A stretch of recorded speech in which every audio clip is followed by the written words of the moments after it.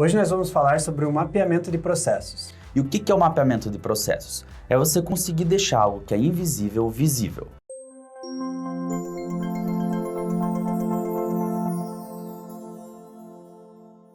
O que é um processo? É uma sequência de atividades. Um fluxo de atividades realizadas em sequência formam um processo. E quando você tem processos, muitas vezes eles são difíceis de enxergar. Então, se você pega uma área de manufatura, uma área de produção, é fácil de você ver uma peça passando por várias máquinas. Então, você consegue enxergar o fluxo das atividades, que é o fluxo de processo, de uma forma mais fácil. Mas em um processo administrativo é muito mais difícil. Você olha para um escritório, é um monte de gente trabalhando, você não consegue ver o fluxo, da onde as informações estão indo para onde. Então, o mapeamento de processos ele serve para isso, para você conseguir mapear esse tal do fluxo do processo. E uma coisa que é muito comum nas empresas, principalmente na área de escritório, é que as pessoas entregam, né, o resultado daquele processo que elas estão fazendo, da atividade que elas estão fazendo, e elas não sabem nem o que vai ser feito com aquele resultado. Então, o mapeamento de processos também traz essa visibilidade, um entendimento maior de todas as etapas do processo e por que cada uma delas existe. Olhando esse processo inteiro, o que você consegue enxergar ali? Você consegue enxergar desperdícios, você consegue enxergar oportunidades de melhoria, fluxos que estão inadequados, às vezes você pode ter um fluxo duplicado. Então, quando você desenha, fica muito mais fácil de enxergar e aí você conseguir implementar melhorias nesse fluxo de processos. Uma coisa que acaba acontecendo muito é que, às vezes, para uma situação específica, teve que ser feita uma atividade e, por desconhecimento, aquela atividade se manteve naquele processo, mas ela não é mais relevante e ela ainda mantém-se sendo executada. Então, fazer essa análise do fluxo do processo também vai fazer com que você identifique atividades que você faz e que não tem mais sentido para a realidade da empresa. Então, ele traz muitas possibilidades de melhoria para você ter um fluxo cada vez melhor. E agora a gente vai explicar como fazer esse mapeamento de processos. Então, aqui a gente trouxe um processo simples para a gente conseguir explicar para vocês, que é um processo comercial de uma empresa. Primeiro, a gente desenhou aqui em 3 linhas, 3 raias, 3 áreas. Então, a área de vendas, a área de propostas e a área financeira. Por quê? Porque assim a gente consegue dividir quando as atividades estão passando de uma área para outra.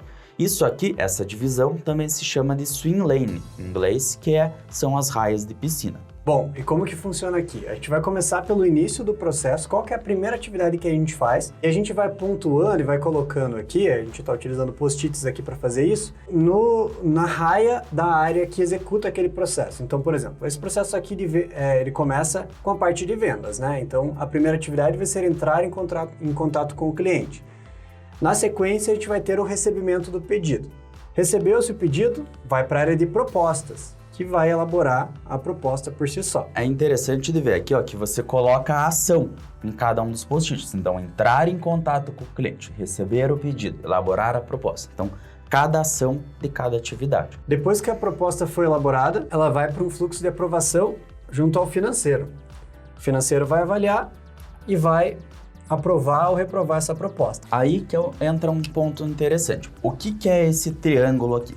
Esse triângulo mostra uma parte de decisão. Então, se a proposta foi aprovada, a gente coloca aqui um sim e ela vai ser enviada ao cliente.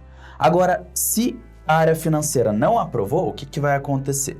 Eu saio com uma outra linha, aqui, no caso, não aprovada, e a gente vai colocar, caso não foi aprovado, o que acontece? Então, aqui, ele vai voltar para a elaboração da proposta, porque eles vão ter que refazer a proposta e aí eles vão ter que ver o que o financeiro não aprovou nesse caso aqui. Então perceba que aqui dentro desse fluxo, esse é um fluxo simples. Fazendo essa mesma operação para processos mais complexos, vai ser muito fácil identificar atividades que não têm muito valor agregado, desperdícios, atividades que são obrigatórias, às vezes por requisitos legais, trazendo muitas possibilidades de melhoria e identificação de desperdícios por si só. E se a gente continuar nesse fluxo aqui, ó, se for o sim, vai enviar a proposta para o cliente. Aí a gente colocou uma bolinha, essa bolinha significa que é o fim do processo. Então, depois que você desenhar esse fluxo, igual o Duarte comentou, você vai enxergar as oportunidades de melhoria. Aqui tem algumas coisas interessantes, você pode usar post-its de cores diferentes para você ter uma visualização melhor das coisas. Quando você vai trazer os problemas e oportunidades de melhoria, é bom escrever eles em um post-it vermelho e ir colocando do lado do processo que você viu que tem o problema.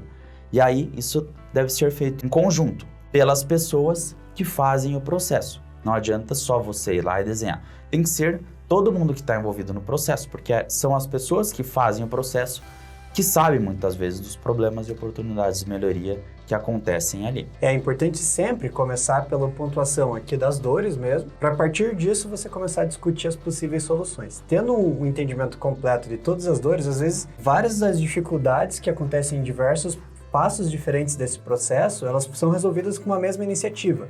Então, primeiro pontue todas as dores, reúna toda a equipe, né, para fazer essa sessão de identificação e depois discutam em conjunto para tentar encontrar soluções, tentando resolver o máximo de problemas possíveis do processo. A maior intenção dos processos é que você tenha um fluxo que vai ser contínuo e que vai acontecer no menor tempo possível, maximizando as atividades com valor agregado, então reduzindo qualquer atividade que não agregue valor para o teu cliente. Identifiquei todos os problemas, fiz uma análise de causa raiz e defini o que eu vou fazer, um plano de ação para melhorar, eu desenho o fluxo novo, com o estado futuro. Numa das empresas que a gente prestou consultoria há uns meses atrás, com o projeto, com o trabalho que foi feito do mapeamento de processos, eles conseguiram reduzir o tempo total do processo do início ao fim em 47%. Então, é um ganho muito grande ali para o fluxo de atividades.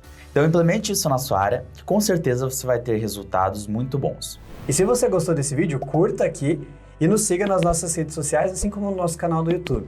A intenção é que esse vídeo chegue ao máximo de pessoas possíveis e a gente consiga construir um Brasil cada vez mais produtivo.